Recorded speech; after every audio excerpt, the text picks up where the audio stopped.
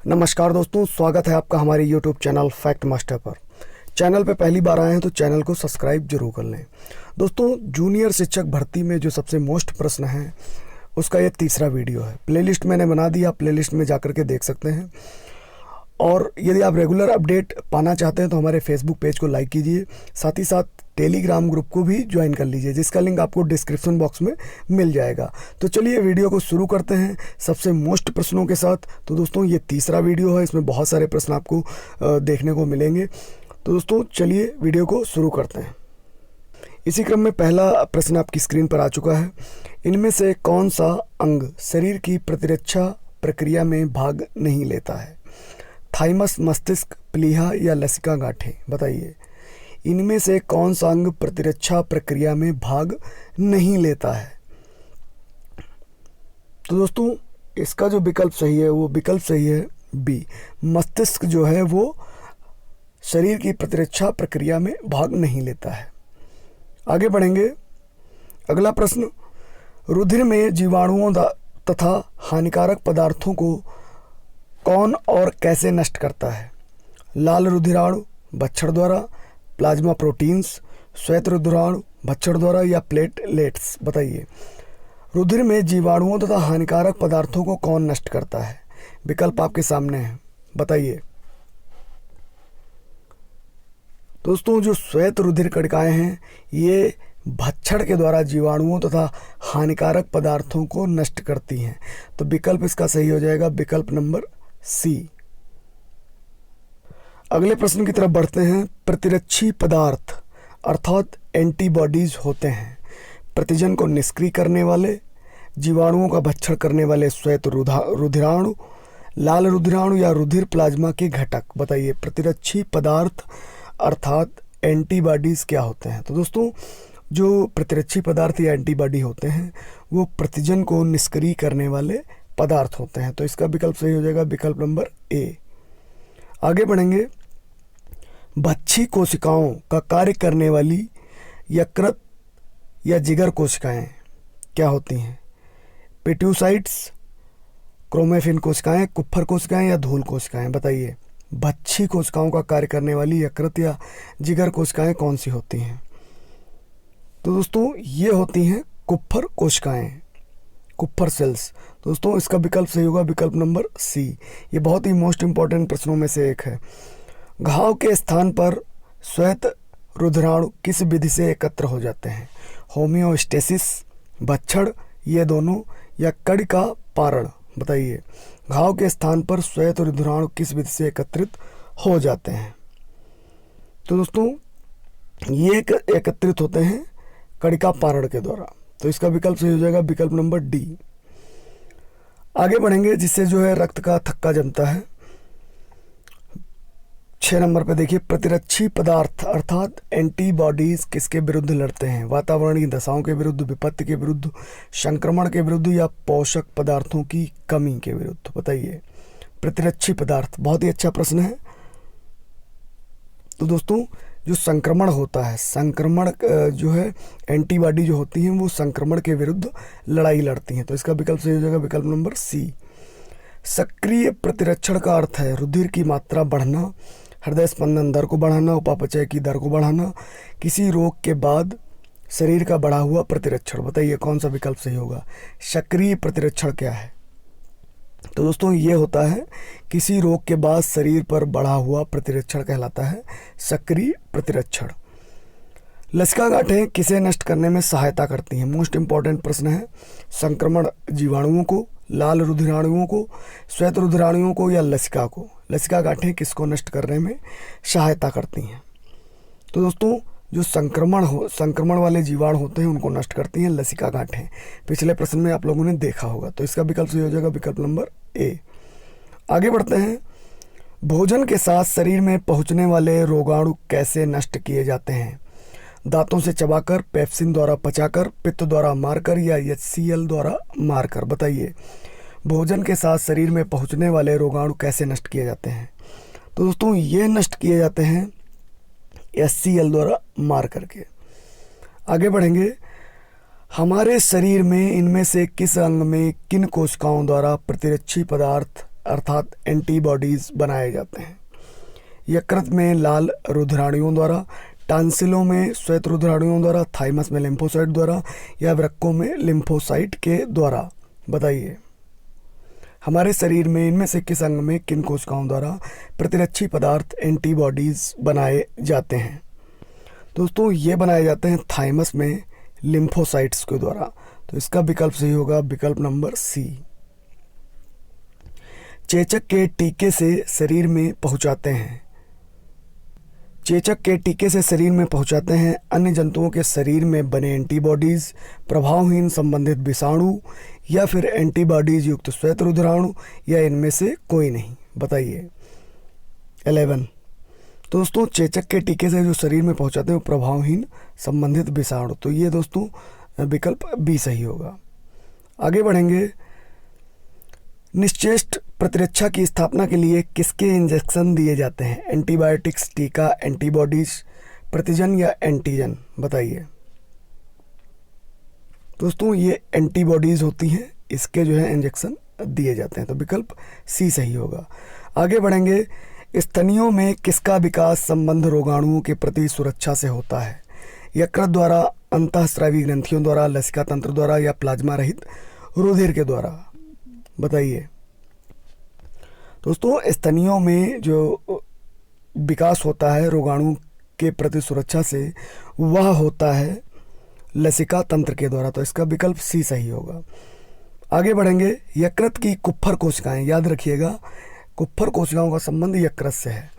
यकृत की कुप्फर कोशिकाओं का संबंध किससे होता है? विषैले पदार्थों, रुधिर जामन, फैगोसाइटोसिस, पिनोसाइटोसिस? बताइए दोस्तों ये होता है फैगोसाइटोसिस से संबंध इसका होता है। तो विकल्प सी सही हो जाएगा। आगे बढ़ते हैं। एंटीबॉडीज़ होते हैं वसाएं, लिपिड्स, जीवाणु, प्रोटीन्स या इनमें से कोई नहीं? दोस्तों जो एंटीबॉडीज़ होते हैं वो क्या होते हैं? एंटीबॉडीज़ होते हैं प्रोटीन्स। तो इसका विकल्प सी सही होगा। श्वेत रुधिराणुओं का कार्य है O2 का संवहन, CO2 का संवहन, पोषक पदार्थों का संवहन, शरीर की रोगाणुओं से सुरक्षा। बताइए तो दोस्तों इसका विकल्प सही होगा डी, शरीर की रोगाणुओं से सुरक्षा। आगे बढ़ेंगे। प्रतिजन या एंटीजन किससे बड़े अणु हो सकते हैं? किसके बड़े अणु हो सकते हैं? प्रोटीन्स, कार्बोहाइड्रेट्स, लाइपोप्रोटीन्स या ये सब? बताइए दोस्तों जो प्रतिजन होते हैं, एंटीजन्स होते हैं, वो प्रोटीन्स भी होते हैं, कार्बोहाइड्रेट्स भी होते हैं और लाइपोप्रोटीन्स होते हैं। तो इसका विकल्प सही हो जाएगा विकल्प नंबर डी। आगे बढ़ेंगे। एंटीबॉडीज़ किसमें बनते हैं? लिम्फोसाइट्स, मास्ट कोशिकाएं, फाइब्रोब्लास्ट्स या मैक्रोफेजेस? बताइए बहुत ही अच्छा प्रश्न है, इम्पोर्टेंट है। तो एंटीबॉडीज़ जो होते हैं वह होते हैं लिम्फोसाइट्स में बनते हैं। तो विकल्प ए सही होगा। आगे बढ़ते हैं।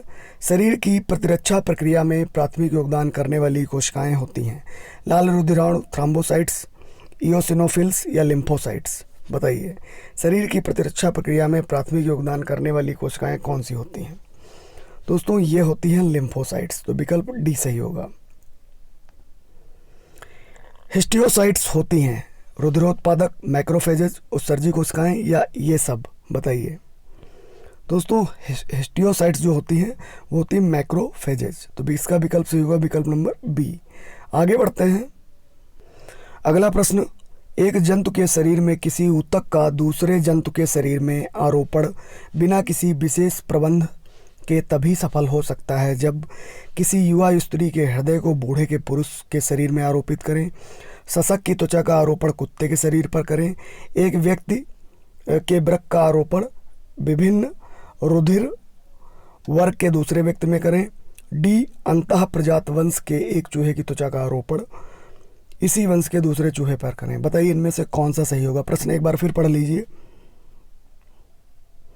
तो दोस्तों इसका विकल्प सही होगा विकल्प नंबर डी, अंतः प्रजात एक चूहे की त्वचा का आरोपण इसी वंश के दूसरे चूहे पर करना जो है ज़्यादा सही रहेगा। तो इसका विकल्प डी सही हो जाएगा।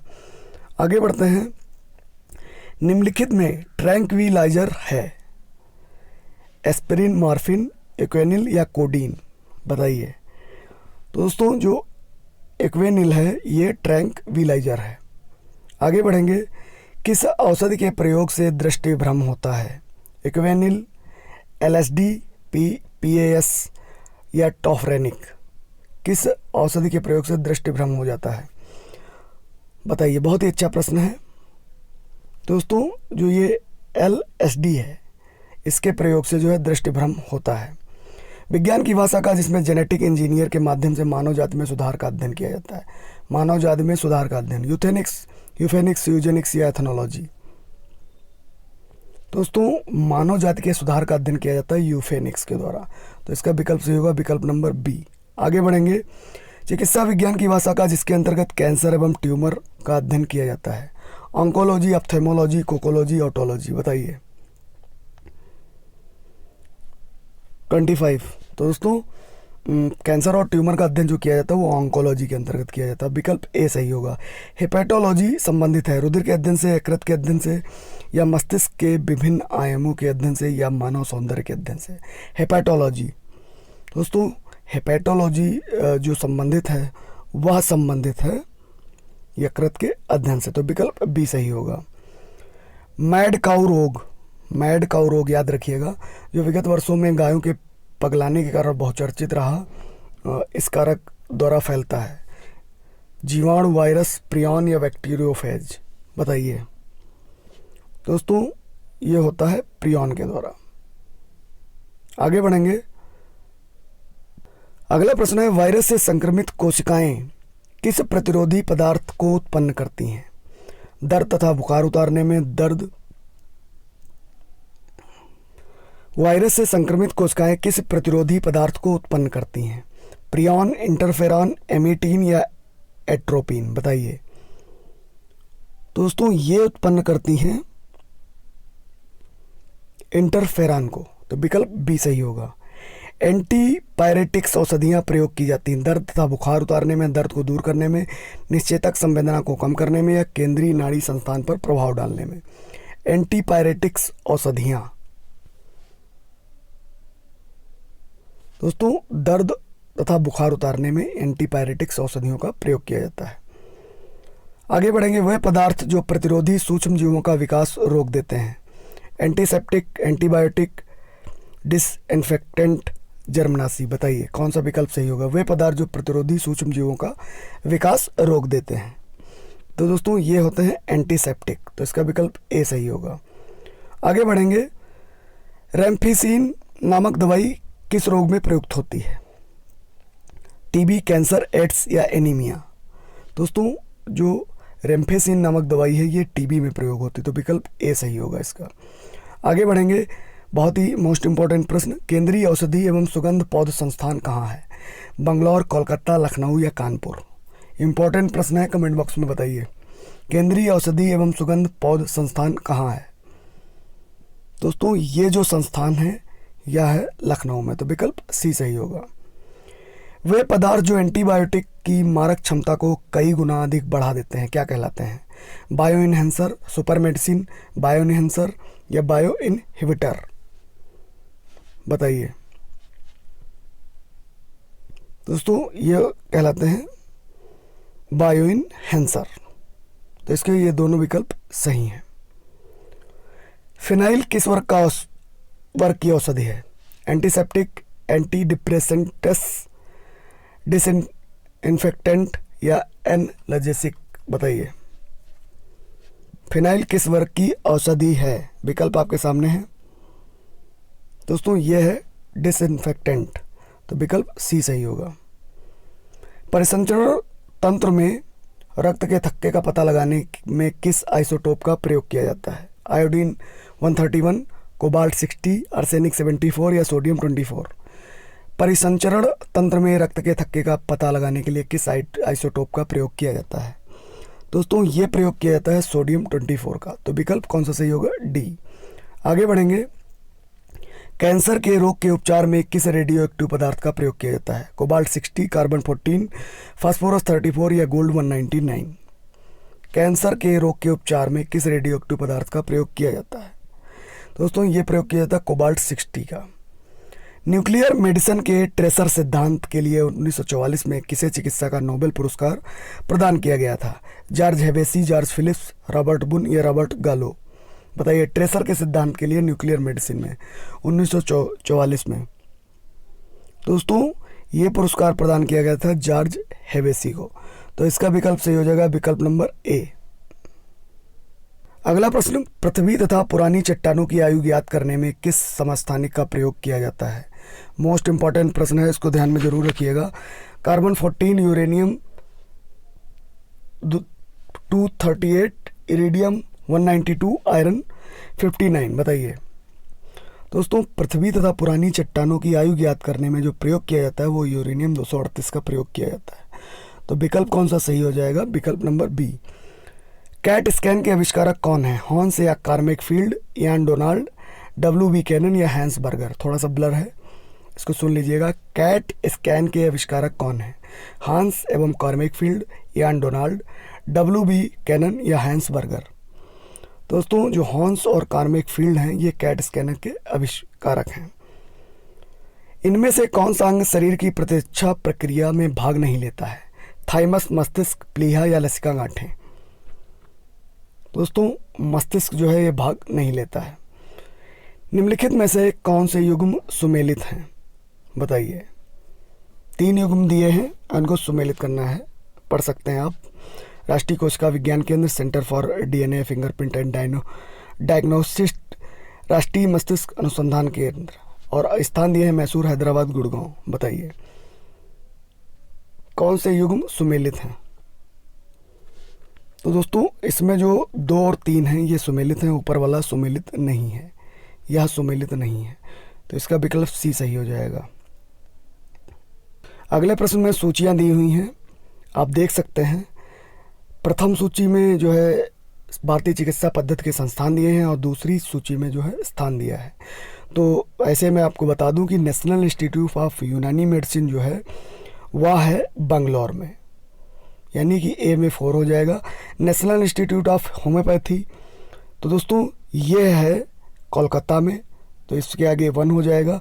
नेशनल इंस्टीट्यूट ऑफ आयुर्वेद तो दोस्तों ये है जयपुर में, तो 2 हो जाएगा। और नेशनल इंस्टीट्यूट ऑफ जो सिद्ध है वह है चेन्नई में, तो यहाँ पे 3 हो जाएगा। तो इसका विकल्प सही हो जाएगा विकल्प नंबर सी।